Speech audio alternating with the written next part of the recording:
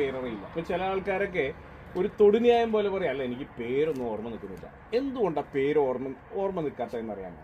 കാരണം we are not concerned about it. നമുക്കത് പുല്ലാണ്, അതുകൊണ്ടാണ് അല്ലേ? നിങ്ങളുടെ വീട്ടുകാരൊക്കെ പേര് ഓർമ്മയുണ്ടല്ലോ അല്ലേ?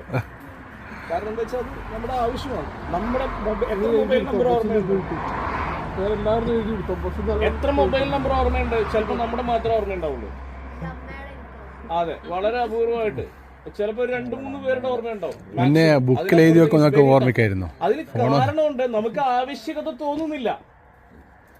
എപ്പോഴാണോ നമുക്ക് ആവശ്യകത തോന്നുന്നത് അപ്പോഴാണ് നമ്മൾ കാര്യങ്ങൾ ഓർമ്മ വെക്കുന്നത്. അല്ലാതെ നമ്മുടെ ബ്രെയിൻ മോശമാണെന്ന് പറയരുത്.